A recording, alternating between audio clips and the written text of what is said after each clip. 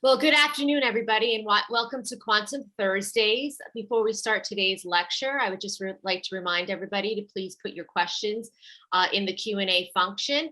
Tob will be answering them questions as we're going through the presentation today. But to introduce, today we have Tobias Hagge from Pacific Northwest National Lab, who's going to be speaking to us today on error mitigation for quantum simulation with the Bravi. Oh gosh, I knew I was going to mess this one up. Katave, super fast encoding. Sorry, tried to do it. You're good. You're good. All right, I will turn it over to you.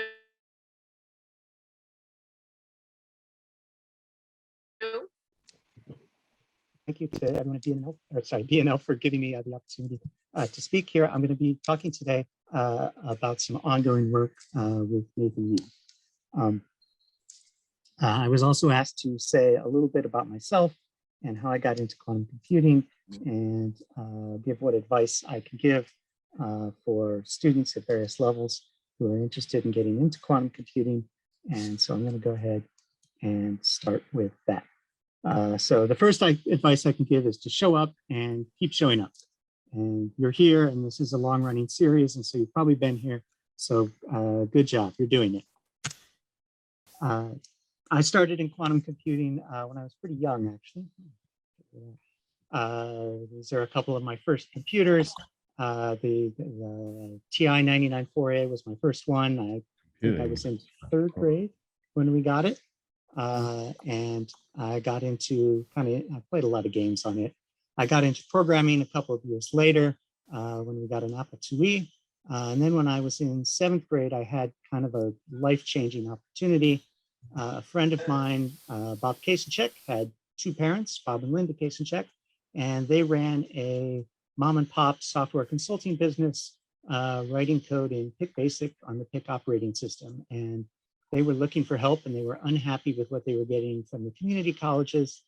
So they told myself and a couple other of Bob's friends, if you want to, you can start showing up on Saturday afternoons, and I'll teach you programming. And if you become good enough, eventually I'll pay you to do programming.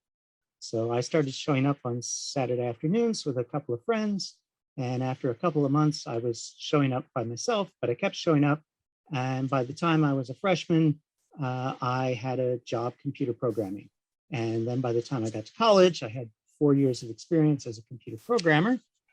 And that allowed me to fund an undergraduate career that I really cannot recommend to you. It took 11 years. I was a computer science major. I was a graphic design major for 2 years. I did classical studies for a year and a half. I quit school entirely for a couple of years. Somebody's unmuted besides me, if you could. Donut Land is University of Iowa, St. John's College, Carnegie Mellon. Yep, that's it. So I quit for a couple of years, and then I eventually ended up at the University of Iowa as a mathematics student. And at this time, I started getting sort of more serious about school, but I still didn't have something that I think you really should have, which is a good mentoring situation. I had people who were working with me. I had this job at the Language and Memory Lab under Prahlad Gupta, which is a fantastic job. I programmed neural network models, and then we would try to break them in ways that would cause them to behave similarly to how we knew brain damaged people who suffered damage to certain areas of the brain behave, in order to try and sort of suss out some mechanisms for what does what. But this had nothing to do with my major. I was a mathematics major with a computer science minor, and I wasn't really in good contact with the math department, and I wasn't taking any computer science undergraduate courses. I preferred the graduate courses. So I really lacked some basic computer science background. And that kind of didn't change until my last year when I met Charlie Frohman. I've never taken a class from him. He was the person who had to sign off on an honors thesis. And while I was doing computer science stuff, I was a math major, so I had to go through the math department for that. And he really took an interest in me and gave me lots of advice about how to what I needed to do to sort of fix up my resume, because I've been doing like a plan your own degree.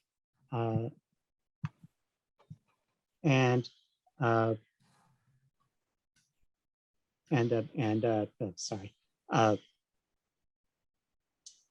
And so he kind of helped me get my resume straightened out and get in kind of better touch with the rest of the department, get in touch with some of the graduate students. And eventually I got accepted into the mathematics program at the University of Indiana. And Charlie gave me what I think is probably one of the best pieces of advice anyone could have given me, which is when I got accepted, he said, take a look at the qualifiers and see if maybe there's one that you're close to passing.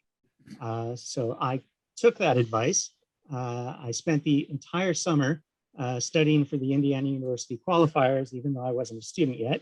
I did a lot of this studying at this donut land. I believe this is the Coralville Donut Land, the one that I was at, but I'm not 100% sure. This was a place a lot of the graduate students would come here nights and weekends to study. And so I went here and I studied for my quals while some of the other University of Iowa students were studying for their quals. And when I got in, I was able to pass one of the quals and get within shooting distance of the other qual. And the reason that this was really great is that in mathematics, as a graduate student, your job until you pass the quals is to pass the quals, and they don't necessarily want you to focus on many other things. So once I got into Indiana, I was ahead on my quals, and I had time to think about research problems. And this allowed me to get some papers out while I was a graduate student, which I probably wouldn't have had time for if I'd have spent the first 2 years trying to pass my quals instead of the first semester, which is what ended up happening.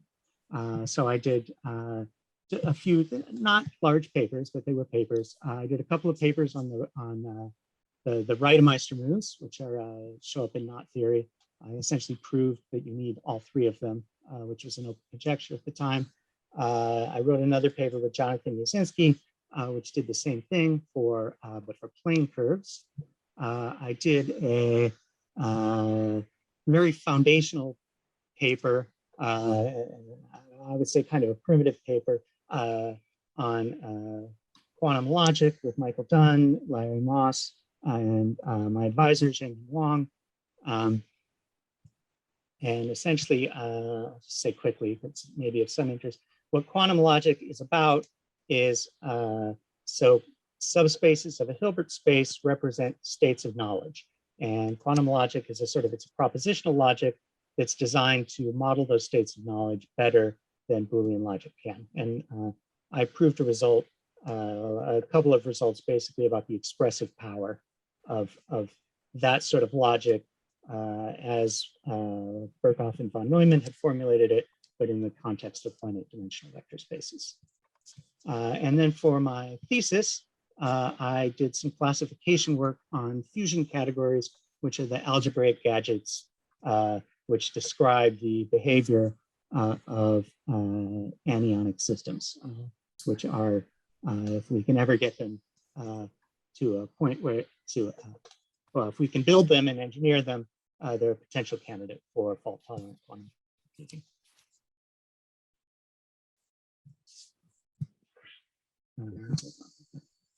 Okay. Then in 2008, I got my PhD.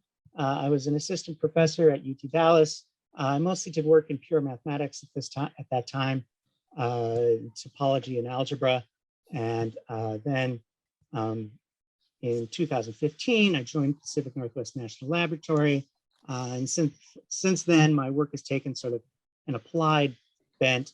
I've always been sort of interested in and near quantum computing, but I haven't actually done any work that you could really consider, well, that I would consider in quantum computing until the last couple of years. And some of that work I'm going to be talking about now.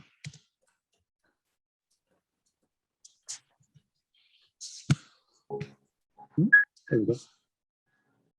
So to preface, what I'm interested in is dealing with errors in a quantum computation. And there are several sort of general strategies that you can follow. One is to ignore errors. Hope you don't have any. This is the approach that's taken on your calculator, on your watch, on your home computer a lot of the time. Our computers are just so well engineered that we can do calculations and not really worry too much about error in a lot of cases. The second approach you can take is you can have some mechanism to detect errors. And then depending on how good your error detection mechanism is, you have to either throw the calculation away or try to fix the calculation and continue it. And as everybody knows, it's easier to point out problems than it is to fix them. And so fixing would be fault-tolerant quantum computing, where the engineering is not there yet to do that. And so what I'm looking at today is essentially an instance where maybe we can just detect errors. And if we detect an error, we can get rid of our computation. We can't do long computations in this way because eventually the probability of having an error goes to 1. But for short computations, we may be able to make a push forward and get better results or more results than we could otherwise get. Another approach, which I'll just mention, is you can try to predict or analyze what the error is and then adjust your computation to account for that error. So examples of this sort of approach would be Richardson extrapolation. You assume that your computation is not too noisy and you make it noisier and look at what happens and you try and figure out what the limit is, the zero noise limit. And then there are quasi-probability methods where you essentially you have some way, you're either in a very limited circumstance or you do full gate tomography on your gates. You know exactly what your errors look like. And so you adjust your computations to correct for a known error profile. Okay, so for today's work, the real star of the show is going to be the Pauli operators. And since I understand that we have a fair portion of representation by undergraduates and graduate students, I just wanted to make sure that we have the background to understand the rest of the talk. So I'm going to talk a little bit at a very tutorial level about Pauli operators and tell you what you need to know going forward. Okay, so these are the Pauli gates. In some sense, they are the simplest quantum gates. There are generally considered to be 3 of them, depends what and how you're counting. We have the X gate, which is often called a bit flip. We have the Z gate. What's up with my brain? Just often called. Hi, Timothy. Can you mute yourself, please? Sorry. We have the Z gate, which is a phase gate. And we have the Y gate, which is the other gate. So in the computational basis, this is how you represent these gates. And we often use this sort of bit flip, phase flip terminology to understand what's going on. But another way to think about these things is that each of these gates is really a phase gate in its own eigenbasis. So the eigenbasis we prefer is the basis for the Z gates, but there are the Y gates have a basis and the X gates have a basis. And so each of these is a phase gate in its own basis. And the reason that we have 3 of these operators is that they form a maximal anti-commuting set among the one qubit operators. In fact, they're the maximal anti-commuting set, which is sort of most simply expressible as matrices.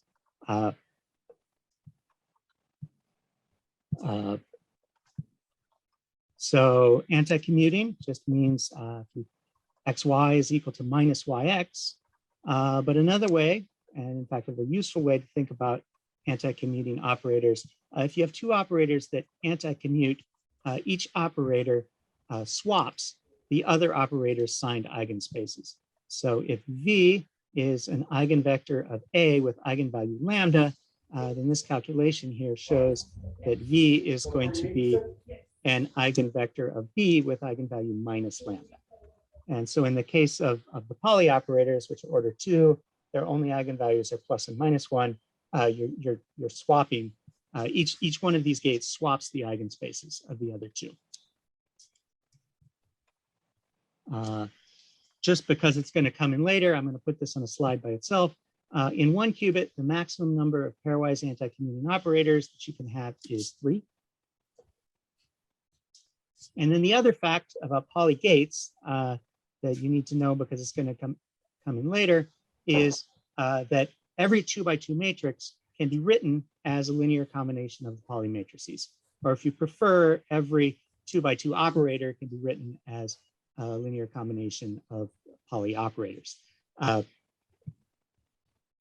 this is pretty easy to see. If you set alpha to 1 and delta to 1, you get the matrix 1, 0, 0, 0, and you can get each of the other standard basis matrices by taking similar linear combinations. So if you have some way to add matrices together, you can construct any matrix you want out of the poly matrices, as long as it's 2x2. If poly gates are the simplest quantum gates, poly operators are the simplest quantum circuits. So to make a poly operator, what you do is you take, so here, this is a circuit diagram. We have 3 qubits, and to each qubit, you apply one of the poly operators, one of the poly gates, or the identity. So here, what I've drawn for you is X, Z, and I. We apply X to the first qubit, Z to the second, and I to the third, all at the same time. And note that this, when I write X, Z next to each other, is not matrix multiplication, it's not operator composition, and that's going to be, I hope, consistent throughout the entire talk. It is in fact, it's the tensor product. In order to commute to poly operators, to figure out what the rule is, you just apply the commutation rules on the individual strands. So here I have the poly operator XZ and the poly operator XY. Well, X commutes with X, so I can just flip them. I can just swap them, and that's free. And Z anti-commutes with Y, so if I want to swap Y with Z, I need to multiply the entire state by a phase of -1. So these two operators anti-commute, and the way you can determine whether they commute or anti-commute is you go down the strands and you count how many pairs anti-commute. And if that number is odd, then you have a phase of -1. If that number is even, then the phases cancel and you have commuting operators. So poly operators, similar to poly gates, they're going to either anti-commute or they're going to commute. But poly gates can only commute if they're in fact the same. Okay, so those are the basic facts. We're going to need a few more facts about poly operators, but I'm going to introduce them as we need them. So the problem that's motivating what I'm doing is that we'd like to find the ground state of a quantum Hamiltonian that describes some electrons. And the first way to approach this, and this was proposed by Abrams and Lloyd in a paper published in 1997, and I should mention for physicists that I'm only going to talk about second quantization approaches to this problem. So the second quantized way to approach this is to use the Jordan-Wigner embedding. And electronic Hamiltonians on n spin orbitals are described by an algebra of n fermionic raising operators and n fermionic lowering operators. So the idea here is that AJ removes an electron at the jth site and AJ dagger sticks one in. And these operators have to satisfy the relations that I've listed here. The first two relations are anti-commutivity relations. So that the lowering operators all anti-commute with each other. The second is also so the second one says that the raising operators all anti-commute with each other. And then the third says that the raising operators anti-commute with the lowering operators unless they have the same index, in which case they sum to make the identity operator. So So I've listed below here, these are the standard Jordan-Wigner embeddings of the AJ and the AJ dagger as qubit operators. And what this ... means here is I have j minus 1 z's, and then in the jth qubit, this is actually a linear combination of two poly operators, one of which has an x and one of which has a y. And I can't just use poly operators because of this third relation. Poly operators have to either commute or anti-commute. And this is some other thing between AJ and AJ dagger. And this is fairly cheap if you have a small number of qubits, but the problem is that these operators become big. You need all these Z gates here, and so the raising and lowering operators, if you are working on n spin orbitals, they require order n polygates, and this is a lot of chances to have an error, and it's not so good. And this is actually a fundamental problem with this representation. The issue is that you have too many anti-commutation relations. These things basically almost all anti-commute with each other. And as a result, your gate cost it scales poorly. And depending on what you are doing with these operators, the circuit depth can scale poorly as well. If you do any sort of evolution, you start to have circuit depth issues due to the high weight of these operators. So I'm sorry, I should have told you. The weight of a poly operator is just the number of non-trivial polygates it has. Hi, there's a question in the chat. I'm not sure if you can see the questions that are coming up. I cannot see them coming up, but I can. All right, so I'll just read it for you. Okay, I can look at it actually. Okay.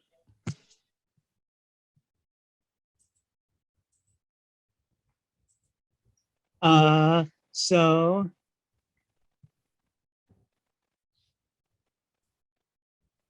this is not a talk on topological quantum computing. There are definitely going to be connections because the poly operators, they have a fundamental connection to 2x2 matrices, and in particular 2x2 unitary matrices. So they are going to show up, but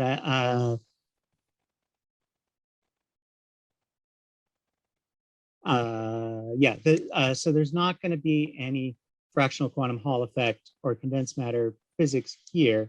The reason you see it in quantum computing is because people want to build these states because they have a sort of fault tolerance that you can't get from qubit-based quantum, that you can't get from other proposals for quantum computers. Yeah, I'll just, let me close the chat. So let me just say, is that a satisfactory answer? Yeah, that's fine. I was curious, but thank you so much. Okay. If you want to ask me a little bit more at the end, I can say more about that picture on this slide up above. But it's not really going to come up in the talk. No. Okay, so I want to say a little bit about this issue with too many anti-commutation relations. So I already told you that if you have a single qubit, the maximum number of pairwise anti-commuting poly operators is 3. But the general formula is if you have n qubits, the maximum number of pairwise anti-commuting poly operators that you can construct is 2n plus 1. And one of those operators is in fact kind of extra. So I have examples here for 2 and 4 qubits. And you'll notice that these operators here are the summons that appeared in the definition of AJ and AJ dagger. So we have Z's and an X, Z's and a Y, and here they are. But so this is just one way to do it. On 2 qubits, there aren't a lot of choices. In some sense, you could say that up to some simple transformations, this is the only way you can make a maximal commuting set. But there are choices, but no matter what choice you choose, one of these gates is kind of extra. in the sense that if you take it out of the set and then you multiply the rest of the gates together, or the rest of the operators together, by which I mean compose them, then you will get the gate that you took out up to a sign. So that there's a linear independence condition, which I haven't really defined, where one of these gates is dependent on the others. So really the maximum number is kind of 2n, and then there's one that's kind of extra. And the expected weight of these anti-commuting operators is going to be order n. So if you need a large number of mutually anti-commuting operators, it's going to take you a certain number of qubits, and the operators are going to have a certain weight. And it's an issue with the structure of the poly group, and you essentially can't get around it. So this is the Abrams and Lloyd paper that sets out the Jordan-Wigner formalism. But there's a way to get around this. If you have a Hamiltonian of small degree, and what small degree means is that each of the spin orbitals interacts with a small number of the other spin orbitals, then you can describe that Hamiltonian using a different operator subalgebra. It's actually a subalgebra of the one I just described that has fewer anti-commutation relations. And what this algebra looks like is for each spin orbital, you've got a vertex operator. And then for each pair of spin orbitals that interact, you have a directed edge operator. So there's an AJK if sites J and K interact, and an AKJ as well.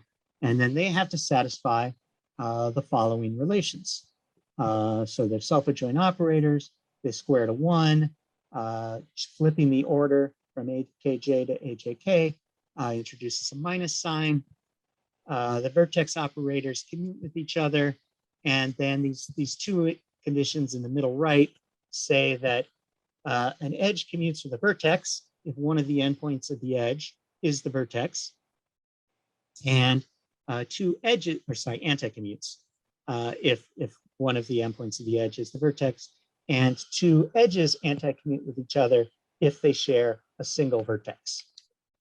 So if I have, for instance, an interaction graph that is degree 4, then each of these AJK is going to anti-commute with 3 other AJK that share one of its vertices, and then another 3 that share the other of its vertices, assuming that there aren't any double edges. And this is a much smaller number of anti-commutations than requiring every operator to commute with every operator. So there is a chance that we can embed these relations as lower weight operators.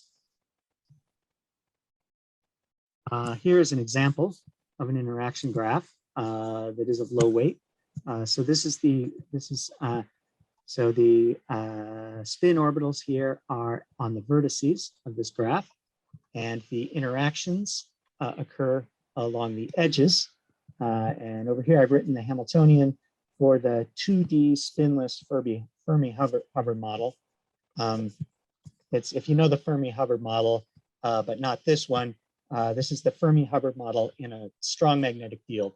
So all of the spins line up.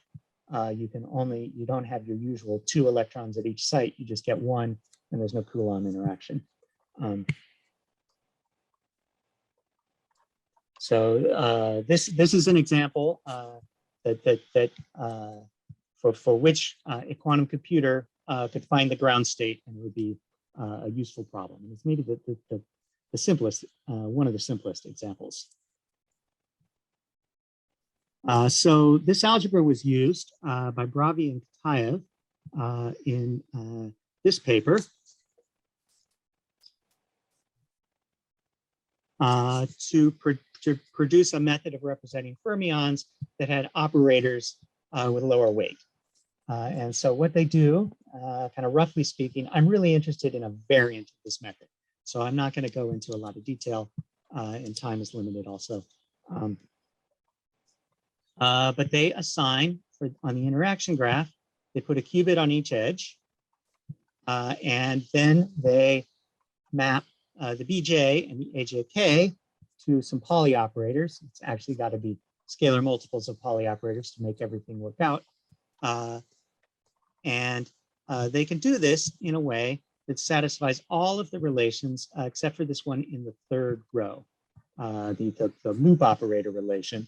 So the product of edge operators around any closed path is supposed to be equal to I to the however many edges there are modulo 4. And so in order to satisfy this relation, what they do is they project their Hilbert space onto they project the space onto a subspace where this relation holds. And then once they do that, they get edge and vertex operators, which are of lower weight. They're of weight order D, where D is the degree of the graph, by which we mean the degree of the vertex in the graph. So the number of edges coming out of it, which is largest among the vertices. So they have weight D, but they're not particularly small. This is in retrospect, well, so there have been a number of improvements to this construction, and in comparison to those improvements, it's a bit clunky. It was not clunky at the time. But so one issue is if you have, say, two edge operators, AJK and AKL, and they need to anti-commute, well, you've got a qubit for each edge, but operators on those two qubits are on different qubits, so they're going to commute with each other. So one of your two edge operators needs to involve the qubit for the other edge in order for them to anti-commute. And so these A operators end up becoming sort of hairy. They involve not only the edge, but also sort of the adjacent edges, and they become sort of large. So Setia, Bravi, Metsukapo, and Whitfield in 2019, this was published, they revisited this issue, and they came up with an improved encoding for this algebra of local operators. And the sort of sketch of their method is as follows. So they assign to each, so first of all, their vertices have to be of even degree in order for this to work. And if the vertices are not of even degree, you can add some edges and give them Hamiltonian interactions of weight 0. But you need an interaction graph of, where all the vertices have even degree. And then for each vertex that has degree 2D, you assign D qubits to it. And on those D qubits, you define 2D anti-commuting poly operators. So a maximal set minus the one that's kind of extra. And these are called gamma JP. They're sometimes referred to as generalized Majorana modes. I don't have those words on the slide. And you assign one of these operators. So this is gamma, this is the pth gamma on the vertex J. And you assign one of these gamma JP to each half edge that touches the vertex J. And then when you do this, gammas on the attached to the same vertex will anti-commute. And if they're on different vertices, they'll commute because they'll involve entirely different qubits. And from these, they construct operators AJK and BJ that have the correct commutation relations. So basically, the AJK operator is a product of the two half-edge operators that correspond to the edge JK, with a sign to account for the fact that AJK is supposed to be minus AKJ. And I'm sort of ignoring that sign and not being explicit about what the convention is in this talk, just to keep things a little simpler. And then the BJ operator is a product of all of the gammas that touch the vertex B. So these are weight D operators. They, again, have all of the correct commutation relations, except for commutation and anti-commutation relations, except for the loop operator relation. And you, again, in order to do computation, you have to restrict yourself to the subspace where the loop operator relation does hold. Okay, so this was an improvement in the sense that this is an improvement over the first BKSF in that the gate costs are better. Basically, sort of, they're generally all over better, or all over cheaper. And both of these are an improvement on Jordan-Wigner in terms of the scaling gate costs. But you have an upfront overhead, which is that you have to prepare this a zero state in the subspace where the loop operator relation holds.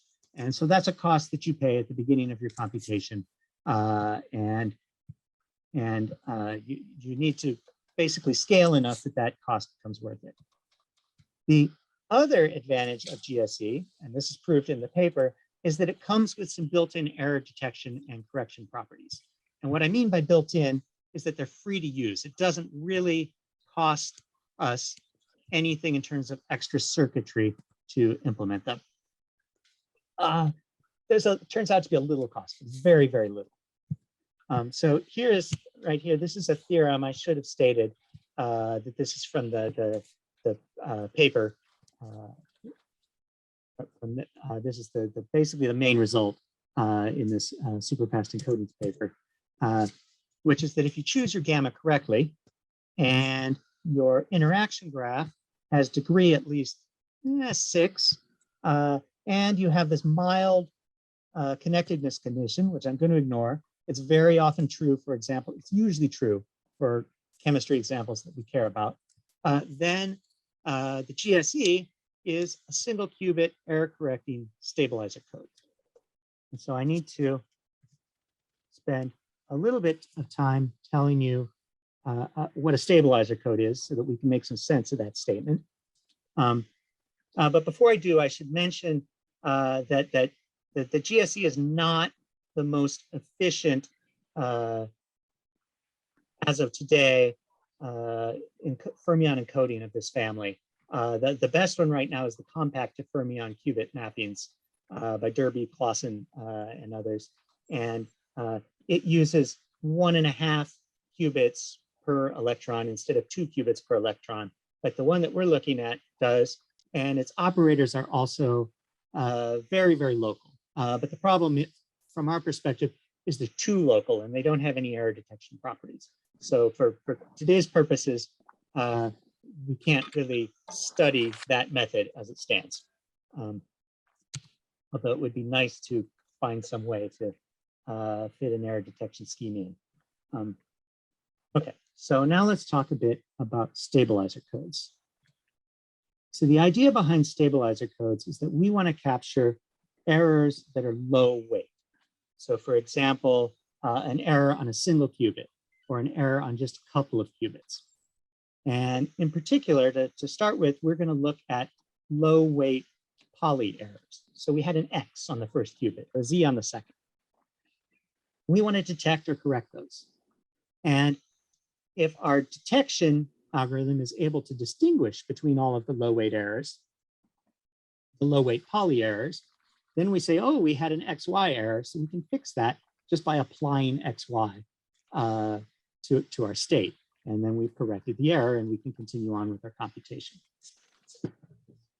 So in order to detect these errors, we can use the fact that low weight poly errors, well, any poly operator flips the eigenspaces of other poly operators. And in addition, we have a way to measure whether these eigenspaces have been flipped. We can measure the eigenvalues of poly eigenstates. And the way we do that is with this circuit. And for those with some experience, yes, this is a funnily written Hadamard test circuit. And I will get to how it's funnily written in a minute. But in order to show that we are measuring eigenvalues of eigenstates, we need to just remind ourselves or tell ourselves what an eigenstate of one of these operators looks like. So here I have the IZXXZIYY stabilizer, and I want to characterize its eigenstates. Fortunately, eigenspaces for poly operators are really easy to determine. Okay. So the easiest way to see what they look like is to look at the all Z's operator. It's your And pass. She can't see it, right? I'm sorry, is there a question? See, you gotta look at the little window where is it Can rotating? everyone please make sure that your microphones are Yeah. on? Greg can bring it. That's true. All right, so for the all Z's operator, the eigenvectors are just the standard basis elements for a 3-qubit space. And you can see that you feed your standard basis element in, and you apply Z's to each qubit, and each time you get a 1, you apply a -1 phase. And if there's an even number of these, then they cancel. And if there's an odd number, then they don't cancel, and you get a -1 phase in the end. So you have either a +1 eigenstate or a -1 eigenstate, respectively. If you have some other operator, the eigenvectors are the same thing, but you just have to write each qubit in the eigenbasis for that operator. So for instance, here are the eigenvectors for ZXX. And if you have an even number of 1s and minuses, it's a +1 eigenvector. And if you have an odd number, it's a -1 eigenvector. So getting back to the circuit, these gates are poly-controlled poly gates. And what you can think of these gates as doing is that this gate looks at this qubit, and it looks at it in the basis for that gate. So we look at, for instance, the second strand in the Z basis. And if we have a -1 eigenstate, then we apply this gate down here. So, and what this gate down here does is it flips 0 to 1. So we're essentially counting -1 eigenstates on our computational basis elements written in the correct computational basis. And then at the end, we do the Z measurement. We measure, so that's just a measurement in the standard basis. And if we had a +1 eigenstate, then we're going to measure 0. And if we had a -1 eigenstate, we will measure 1. Now, what happens though if we are pushed out of an eigenstate in a way that's not a poly error? Well, we need a poly operator fact in order to understand that. And that's this. Every 2 to the n by 2 to the n matrix M, invertible or not, unitary or not, can be written as a linear combination of poly operators on n qubits. And these poly operators can be chosen so that they act non-trivially on the same qubits that M does. And what the consequence of this is that if I have an error that's not a poly error, but it's a low weight error, I can write it as a linear combination of low weight poly errors. And some of them commute with our stabilizer and some of them don't. But when I measure, then I either get an answer 0 commuted with stabilizer, sorry, +1 commuted with stabilizer, or -1 we didn't. And then the error is going to project onto so that its support lies in one of these 2 sets of poly errors. So the error is essentially discretized. And this ends up allowing us, if we have enough stabilizers, to discretize our errors to the point where they just become poly errors, and then we can correct them, even if they were arbitrary errors before we measure. So here's how you implement a stabilizer code. You pick a set of commuting poly operators. These are called the stabilizers, so they all commute with each other. And then quantum states are encoded in what's called the code space. So this is the simultaneous +1 eigenspace of all of the stabilizers. And then you're going to have some other operators which commute with the stabilizers. These are called logical operators. I guess I could need something in it. These are the Stephen Holbert, could you please mute yourself? Thanks. So these are called the logical operators, and they are essentially what is going to act on our quantum states. And then the detectable poly errors are going to be poly operators that anti-commute with at least one of the stabilizers. So these are errors that we can detect by doing stabilizer measurements. So then once we've set up all this formalism, we encode our initial state. This is usually an all zeros state in our code space. We perform logical operators to do our computation, and then we measure the stabilizer eigenspaces. And these measurements are usually referred to as syndrome measurements. And what happens can be seen in this flowchart. So we do our measurements and we look at our syndromes and we ask, are they all +1? Well, if all of our syndromes are +1, well, then we didn't detect any error. And at this point, we have to look at what our code is. Is it actually capable of detecting all low weight poly errors? If it is, so up is yes and down is no. I forgot to write that in on the slide. Sorry, folks. If our code can detect every poly error, then the measurements will discretize our state so that it is a no error state and we don't have an error and we can just continue with our computation. If our code is not sufficient to detect all low poly weight errors, then when we measure, what's going to happen is that if we did have an error, it's going to be projected to a linear combination of undetectable poly errors that we can't detect. So we don't know that we're error free, but we maybe know something about what the error is. So going back, if our syndromes are not all +1, then we detected an error and we have to look at how powerful our code is again. So we can ask, does it distinguish? Sorry, I'll address that in a second. I get to the slide. Does it distinguish all low weight poly operators? If it does, then we have discretized the error to a single known poly error, and we can correct the error by just applying that polygate again. If we don't distinguish all low weight poly errors, then we know we have an error and we know something about what it is. It's a linear combination of the indistinguishable poly errors which have the syndrome that we measured. So this is how error detection and correction work at sort of the first level in the stabilizer code. Okay, so errors in general are arbitrary changes in the state. And what we're looking at are local errors that arbitrarily change sort of a few of the qubits.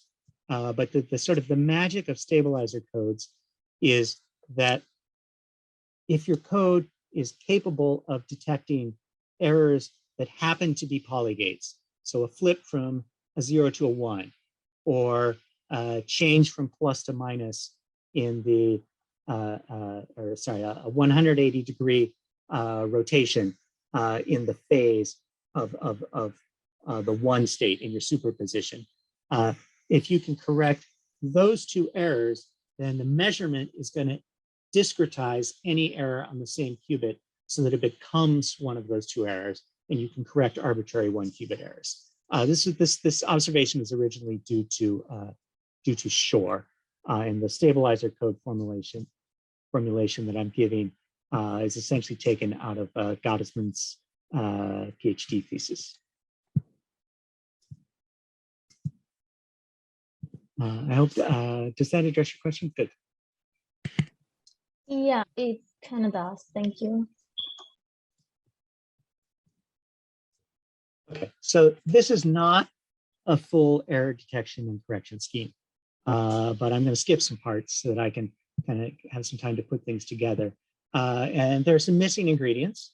There have to be enough logical operators to do the computation that you want to do. I haven't actually necessarily picked a set that gives us any. So you have to choose your code so that works. And if that doesn't work, you have to fix your code so it does work. This gets into issues such as magic state distillation in error correcting codes that I'm going to gloss over. The second issue is that error correcting codes need to be scalable if they're actually error correcting, because when you're correcting errors, your goal is to support a very long computation that you can keep continuing. And the longer your computation, the sort of worse your error model is. And so you want to correct more and more local errors the longer your computation is. And I haven't addressed that. And then the third issue is that errors that happen during error correction and detection need to be addressed. Otherwise, you don't really have an error correcting or detecting code.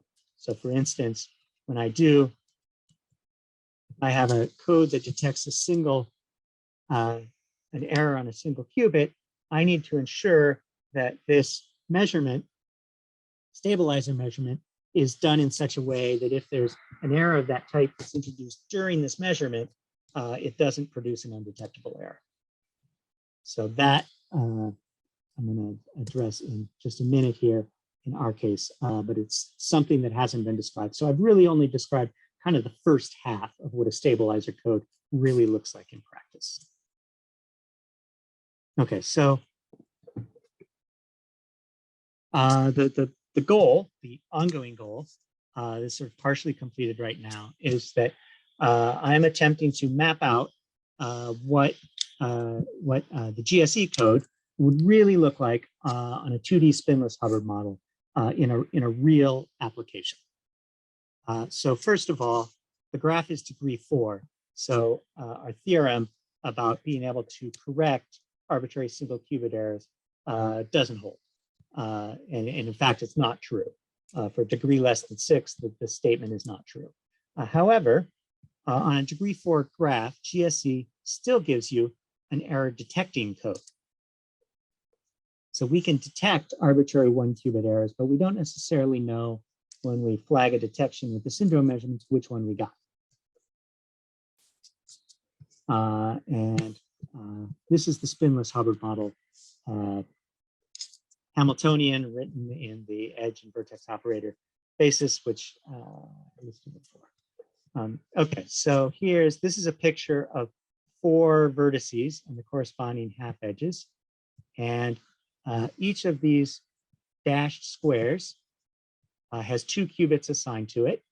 And each of these half edges has an operator on these 2 qubits. So I have XZ, YZ, IX, and IY. And these all, the ones within the same qubit anti-commute with each other, and the ones on different qubits commute with each other. So then under this encoding, the BJ operator becomes ZZ, and the AJK operator becomes either IXXZ, if you write the qubits in the right order, so that's for a horizontal edge, or IYYZ. And then the loop operator, I'm sorry, I'm writing the loop operator qubits in a different order than in the line just above, but for the loop operator, you look at these 2 qubits, then these 2 qubits, then these 2, then these 2. So northwest, northeast, southeast, southwest, and you get an IXIY, which is IZ, you get an XZIY, which is XX, and then you get ZI and YY, all up to a scalar, which I'm ignoring because I haven't told you what the sign convention is for these edges. So this is what our loop operator looks like. It's a weight 6 operator. We can, and the way we encode our 0 state is the following. We prepare all of our BJ operators in +1 eigenstates, which can be done depending on your gates in basically a layer or 2 of operations. These are tensor product states. And then we will measure all of our loop operators. And of course, we're very unlikely to get the answer that these loop operators are all in +1 eigenstates. So some of them will measure as +1 and they'll project to +1 eigenstates, and some will measure as -1. But what turns out happening, if some loop operators measure -1, we can replace some of the AJK operators with -AJK without changing any of the relations in our algebra. So we can switch to a new algebra with some different loop operators such that the state that we got is the +1 eigenstate. So there's no quantum computation needed to fix this. We basically just we measure we prepare our BJ operators, we measure our loop operators, and this can be done almost all at once. We have to do it in 2 layers because reasons, but fixing the operators doesn't require any extra quantum computation. we do a classical computation that determines what some of our later computations might look like. So that's how we prepare the zero state, just by measuring loop operators. If we, I'm sorry, what time did we start? I'm running out of time here. So I should finish up. This is an hour talk, and I should leave some time for questions. Yes.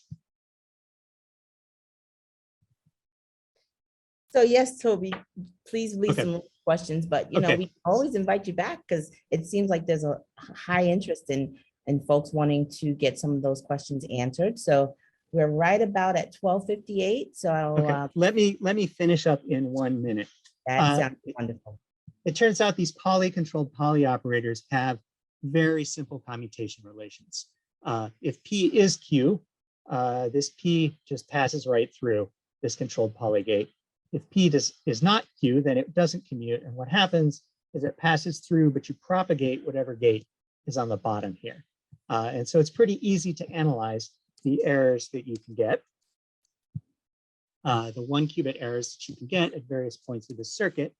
And what turns out happening is that actually none of the errors that you can get in the circuit are undetectable. So this measurement for this code is, if you're trying to detect 1-qubit errors, is fault tolerant for free.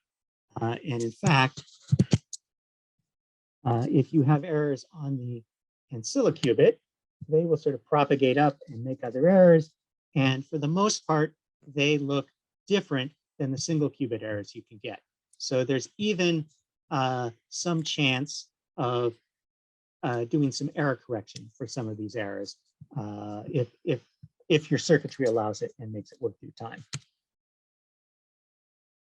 So that's that.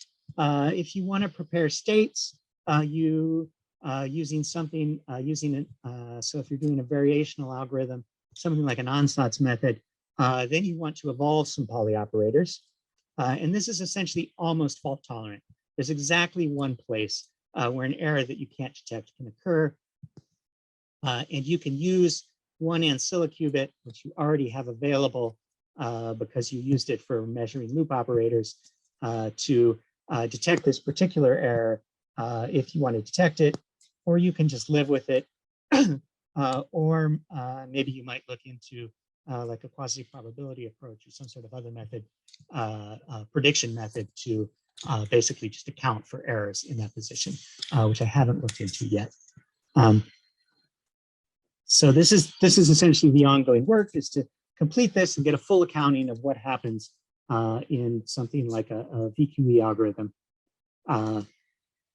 for measuring a quantum ground state, and explore the sort of performance trade-offs under various gate fidelity instructions, assumptions, and try to determine whether a method like Baravi-Kitaev superfast GSE has enough error detection to make it worth applying on a near-term quantum computer.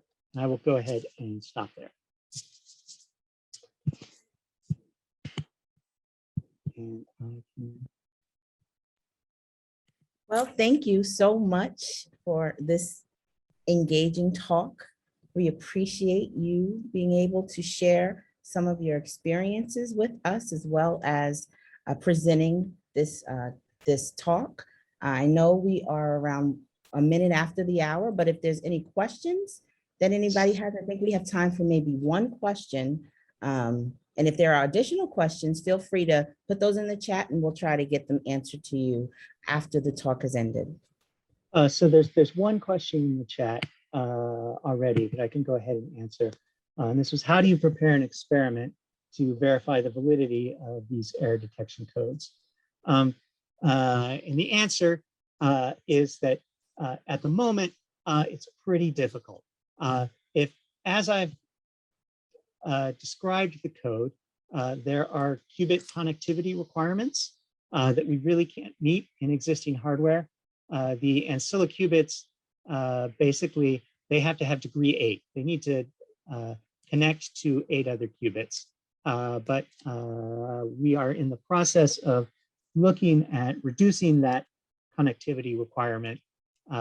Essentially, if you are connected to further qubits, you need to do you need to do some swaps in order to bring the qubits you need into local position. And these swaps can only introduce certain errors. And it looks like there might be a way to build our code so that if we get errors during the swaps, they're detectable. And in that case, then you could, if everything works out, which we don't know it does yet, you could do an experiment on something like one of IBM's machines, which has a hexagonal architecture, which we can match pretty closely if we can get things to work on a degree 3 graph. But we don't know if we can do that yet. So for the moment, you can't verify the validity. Another thing you could do, and this again relies on hardware that doesn't exist, is you could work on something like an ion trap model where you have better qubit connectivity. But in that case, there's then sort of another analysis you'd have to do to see what you're really gaining. Okay, well, thank you very much. We appreciate all of you joining us today, and we thank you once again for giving this talk. And I hope that we'll see you at the next Quantum Thursdays. Until then, thank you to all of you and have a wonderful day. Thank you again, Toby.